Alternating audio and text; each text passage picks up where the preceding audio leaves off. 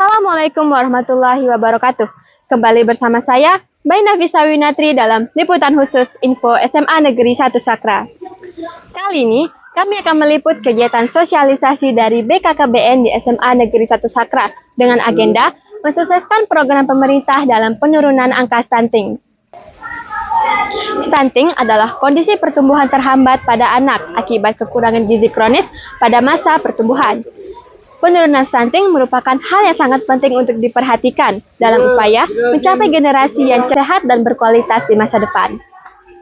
Stunting merupakan salah satu masalah gizi utama yang dihadapi oleh bangsa Indonesia. Angka stunting di Indonesia masih tergolong tinggi, apalagi di Lombok Timur. Berdasarkan data dari Dinas Kesehatan NTB tahun 2022, dari 117.953 balita yang ditimbang di Lombok Timur, terdapat 22.099 balita atau 23,3% balita terindikasi penderita stunting. Jumlah ini melebihi ambang batas yang ditetapkan oleh WHO, yaitu sebesar 21%. Tingginya angka stunting ini menyebabkan pemerintah melakukan berbagai kegiatan untuk menurunkan angka stunting. Salah satunya adalah dengan mengadakan sosialisasi. Baik, sekarang saya sudah bersama dengan salah satu pelaksana sosialisasi yang datang ke SMA Negeri 1 Sakra. Assalamualaikum Bapak. Waalaikumsalam warahmatullahi wabarakatuh. Bolehkah Bapak memperkenalkan diri, jabatan dan dari instansi mana? Oke. Jadi saya nama Muhammad Zain, SAP ya, sebagai Kepala Unit Pemberdayaan Perempuan Perlindungan Anak dan KB Kecamatan Sakra. Kemudian, apa saja program-program yang Bapak sosialisasikan di SMA Negeri 1 Sakra ini? Ya, yang pertama program penundaan usia perkawinan, PUP namanya. Jadi kenapa demikian? Karena masih ada anak di sini yang putus sekolah dan menikah. Berbagai alasan, mungkin karena broken home, masalah ekonomi, dan juga masalahnya. Ya, gitu ya. Kemudian, apa saja tujuan dari Bapak melakukan sosialisasi ini? Ya, pertama kita memberikan pemahaman kepada peserta saya, anak-anak dulu. Kita ada edukasi gizi dan stunting ya, edukasi gizi. Kenapa dengan gizi? Jadi banyak anak-anak kita yang ketika dia menikah, kayak gadis ini misalnya, masih kurang gizi, kurang HB. Jadi resikonya luar biasa itu. Ketika dia kurang HB menikah, ada persiapan kurang gizi, itu resikonya tidak hanya ke ibunya, tapi juga ke bayinya. Nah sekarang banyak kejadian. Lebih separuh anak kita nikah dini, ya gizi buruk, gizi kurang, anemia, artinya anaknya stunting. Jadi lagi sekali, anak itu kecerdasannya dibentuk 80% saat ibu hamil. Jadi kita selama dalam kandungan itu 270 hari dalam perut, itu masa emas. 80% dibentuk ini. Sisanya 20% sampai umur 1000 hari atau 24 bulan. Makanya ketika ini ubun-ubun sampai 1000 hari nutup, berhenti pembentukan otak itu. Jadi sudah tidak bisa lagi. Makanya Dedek, tolong 1000 hari pada persiapan itu adalah masa-masa emas kita membentuk anak kita kalau yang kuat ya. Ya jangan nikah dini. Kalau jangan terlalu muda dia hamil, ya pola asuh yang harus baik. Jangan gizi. Ini karena belum pernah gizi. Apa dia makan ketika dia hamil enggak tahu dia. Yang penting dia kenyang. Nasi, kemudian sayur cukup. Padahal hamil itu ada protein tadi, ada vitamin ya, karbohidrat, mineral, 4. Makanya 4 bintang namanya.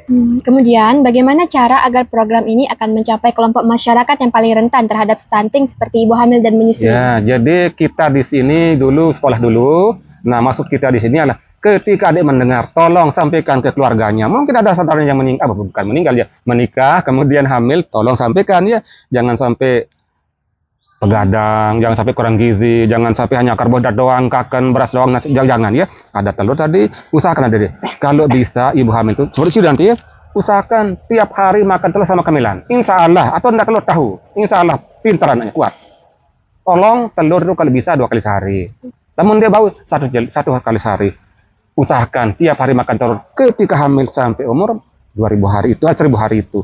Insya Allah saya yakin ini akan terbentuk kuat. Karena sebenarnya putih telur di sini. Putih telur itu untuk otak ya. Protein vitamin itu protein untuk otak, ada ikan, ada tahu tempe untuk otak gitu ya, kecerdasan. Yakin saya pintar sudah ya. Kemudian apa saja langkah-langkah yang akan diambil untuk mendukung gizi yang seimbang di program ini?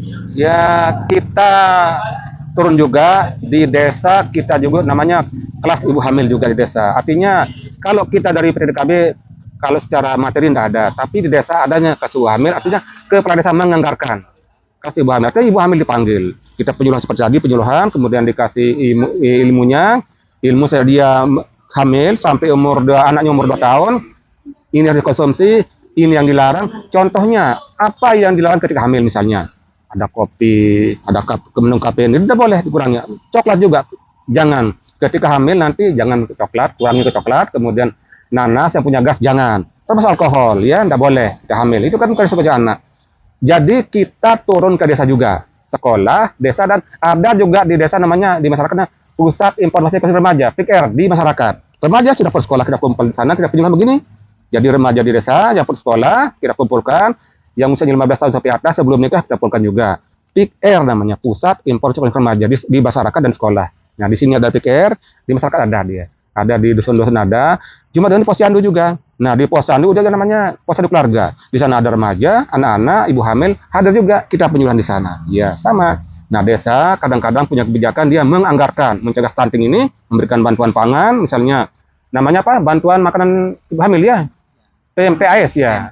PMT namanya bagi ibu hamil yang berisiko. Anak sekolah juga diberikan makanan tambahan sekolah, kemudian ibu hamil diberikan juga di desa. Jadi tidak penyuluhan saja, cuman kita TKB untuk langsungnya tidak ada, tapi lewat desa. Ada dia diangkat ke desa, bantuan pangan untuk kurang gizi, kurang anemia diberikan sama desa.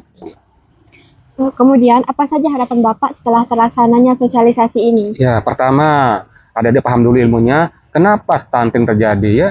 Ternyata banyak nikah dini, kemudian belum paham pola sana. Tidak kan belum paham ya, ketika hamil apa yang konsumsi, belum paham tadi. Makanya tadi, ada ketika hamil makan 4 bintang ya, kita konsumsi 4 bintang, ada karbohidrat dari beras, kemudian vitamin, ada sudah tahu ya, vitamin, mineral sudah tahu. Jadi itu tadi kita harapkan ya, anak-anak ini pertama dulu, karena stunting disebabkan oleh banyak sebab. Pertama, 4T namanya ya, 4T. Terlalu muda dia menikah, belum tamat sama nikah, anak beresiko setelah itu, beresiko karena tadi organnya, kelaminnya belum sehat ya, belum matang. Jadi minimal kehamilan itu 20 tahun minimal ya. Ini kan tamat sama nikah, itu beresiko dia. Jadi pertama, terlalu muda dia hamil menikah. Ada yang menikah tamat SMP, ada yang belum tamat SMP menikah, kasihan dia 16 tahun sudah hamil, kemudian 17 tahun jadi janda. Banyak itu, bukan kita ngarang-ngarang di Rubuk Timur, banyak itu. Oleh karena itu harapan kita adik-adik jangan pati itu. Terlalu muda dia menikah, terlalu muda dia hamil, 16 sudah hamil. Kemudian terlalu tua juga menikah, hamil dia. Umur 45 masih sudah hamil, beresiko. Jadi adik-adik untuk hamil itu kita punya klimaksnya. 32 tahun adalah masa emas sudah hamil. 35 kemudian turun dia. 34, 35 beresiko. Jadi sel telur usia 35, 32 itu sudah puncaknya sehat ya. 32 dia puncaknya sehat. Nomor 34, 35 turun dia sel telur kurang sehat dia. Jadi ketika dia melahirkan usia 40 tahun, jadi anak itu kurang sehat. Ya, kemudian perlu banyak anaknya. Anak pertama sampai kadang-kadang sampai 5-6. Banyak anak itu beresiko. Kalau mapan ekonomi tidak masalah. Tapi kalau dia miskin misalnya, orang tuanya miskin, anaknya banyak, Anda dapat bayangkan seperti apa dia? Kurang gizi, anemia, akhirnya anak itu gizi buruk kurang. Ya, terlalu dekat. Kemudian terlalu dekat, tadi terlalu muda, terlalu tua, terlalu banyak anaknya, terlalu dekat. Kemudian BKB, baru 6 bulan anak, hamil lagi. Ini yang paling bahaya. KB itu jadi bukan melarang orang hamil, tapi mengatur jarak ya. Anak pertama, kalau bisa 3 tahun, minimal 3 tahun. Kenapa 3 tahun? Kalau pertama lahir, umur 3 tahun, dia puas dapat ASI 2 tahun. Harus dapat ASI 2 tahun. Nah, ketika dia 6 bulan dia lahir, ada adiknya hamil, jadi anak pertama tidak sempat dapat ASI 2 tahun karena punya adik. Jadi banyak kasus. Jadi adik, jadi anak itu minimal dia 3 tahun. Karena 3 tahun berarti dia puas dapat ASI, puas dapat kasih orang tuanya. Nah, ketika dia tidak ber-KB repos bahasa kita ya, anak pertama setahun 2 tahun. Nah, ini. Ada itu 2. Cara orang psikis bilang ada awal-awal anak itu bentrok dengan saudaranya. Sudah ada benih-benih perselisihan ketika dia anak. Setelah 1 tahun sudah dia lahir punya adik. Oleh karena itu dengan apa? Kita atur jaraknya. Dengan apa? Dengan ber-KB. Makanya di KB itu adanya metode kontrasepsi sementara, 2 metode kontrasepsi jangka panjang. Sementara itu ada pil tiap hari diminum, suntikan 3 bulan, sebulan ada yang metode kontrasepsi jangka panjang, implan di sini itu 3 tahun. Makanya nanti kalau lahir anaknya bagi ibu ya, kalau ibu nanti lahir pasangnya implan di sini 3 tahun. Jadi puas anak pertama, ya. Sudah ada paham gizinya, ibunya ada anemia, gizi vitamin lengkap, gizi protein lengkap, karbohidrat lengkap. Yakin saya anaknya pasti berkualitas, ya pasti dia pintar, kuat, sehat. Dengan melakukan upaya penurunan stunting secara bersama-sama, kita dapat menciptakan generasi yang sehat, cerdas, dan berpotensi menghasilkan kontribusi positif bagi bangsa dan negara di masa yang akan datang. Demikian liputan khusus Info SMA Negeri 1 Sakrak edisi hari ini. Sampai berjumpa di liputan khusus selanjutnya. Wassalamualaikum warahmatullahi wabarakatuh.